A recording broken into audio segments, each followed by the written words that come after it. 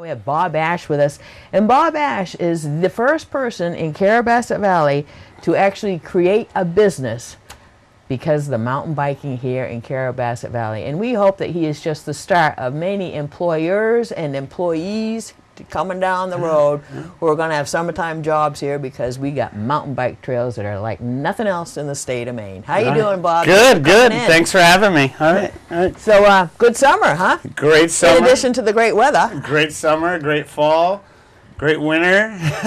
So tell everybody who does, you work in the tuning here on the mountain. Right, I'm over the Downhill Supply So Company. if people think you look familiar, that's yeah. why. You're right downstairs in Downhill Supply Company doing the cool tunes. Yeah, we've been grinding a lot of skis. I bet. And we've been doing a lot of really, high-end work for the CVA athletes. Oh, right. And working with them, so. Putting a winning edge on their skis. Yeah, exactly. Cool. Yeah. So in addition to doing that in the wintertime, your summer gig has two wheels. Right, yeah. Tell us about Carrabassett Valley Bike.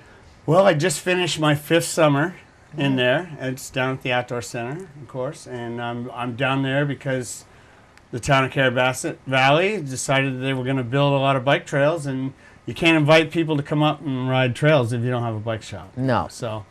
So it's grown quite a bit, especially in the last 3 years. I'm doing a little more retail each year. I have a bigger fleet of rental bikes, and of course the repairs and tune-ups are huge. So that's really good. What has been the most surprising thing to you about what you've seen as it starts to grow around here in popularity? As in the numbers, or the responses, or the people being surprised, or what? I think what I'm seeing, what I'm seeing, besides the numbers that are growing, and people are coming because they're coming from all over the place because they're hearing about the trails now, and you're seeing the trails.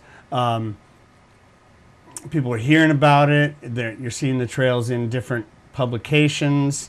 We're even on a map. I saw a map on Facebook where they had a bunch of places to go ride in New England. It said Carrabassett Valley right there. Right. So Right. the word's out. We have the big race every year. The Carrabassett Backcountry. The Backcountry Challenge.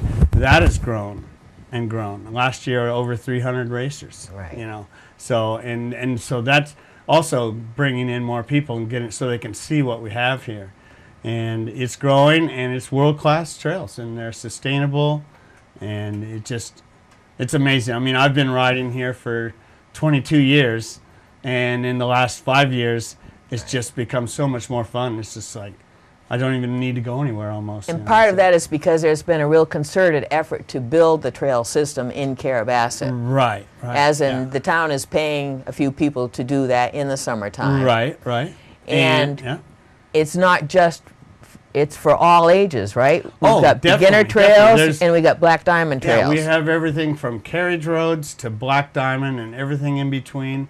One thing I'm really enjoying seeing, I've seen a lot of families come up, and the younger riders are really going for it, and they're becoming into mountain biking, and they're going up and they're doing the harder trails now. They're going up, they're riding up to Stratton Brook Hut and down the Oak Knoll Trail, which is one of our signature trails, of course. And that's cool because the kids can't always mountain bike wherever they live. Right. Not everybody has a cool couple acres forest out in the backyard with hills and jumps and all that kind of stuff in it, like what we happen to have in our backyard here. Definitely. And there's along the narrow gauge, there's the single tracks along the narrow gauge.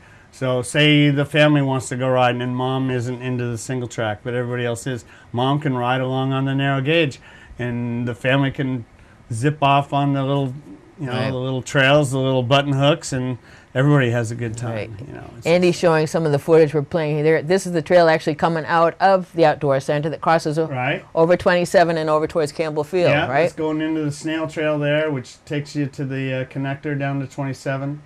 That trail that was one of the first trails we built, and it was built, we used to call it the kids loop, and so it's very smooth, a little bit wider tread, and kind of a gravel surface, so it makes it, so just, you can concentrate on making the moves, So if you're not into mountain biking yet, this is a good place to come and do it. Yeah. Right.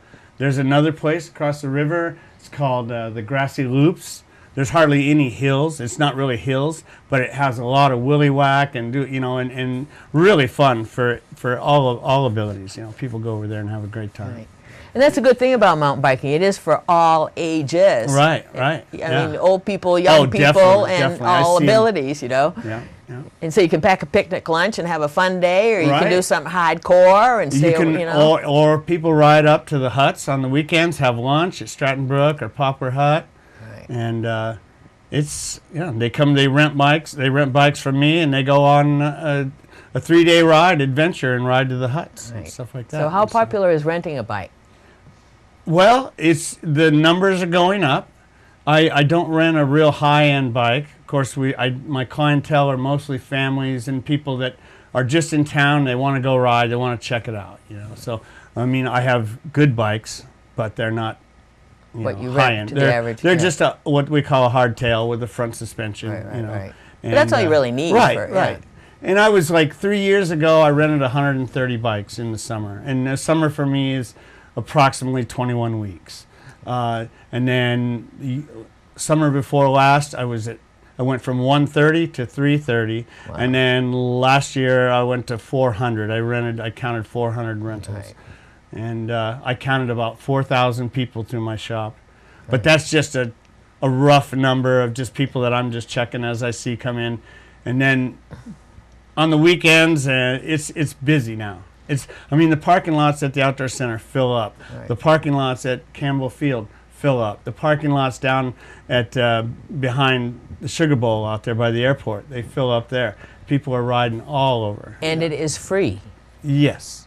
It is no charges. free. No so charge, that's why nobody can give an exact figure on how many people are riding the trails, because it's free. So people are pulling up, parking their car, and they're going on out without anybody actually punching anybody's ticket on that.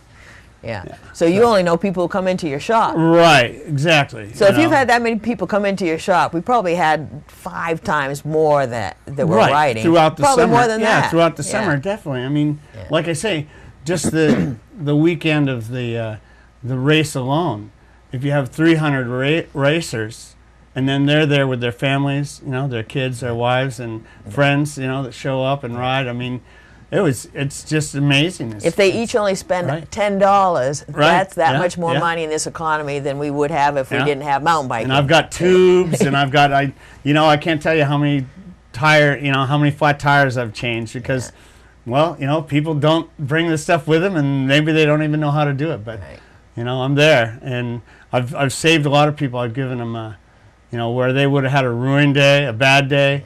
I was able to work on their bikes and get them on the trail, which is really nice. Well, as you say, if you're going to ride a bike, something is going to go wrong at some point. Definitely, so it is very vital. It's kind of like when people come in, people come in and they have a little adjustment or what, and they go, well, how much do I owe you? And I go, if it's something really, it takes me 10 minutes or whatever, it's like, don't worry about it. I go, you keep riding, I'll get money out of you eventually.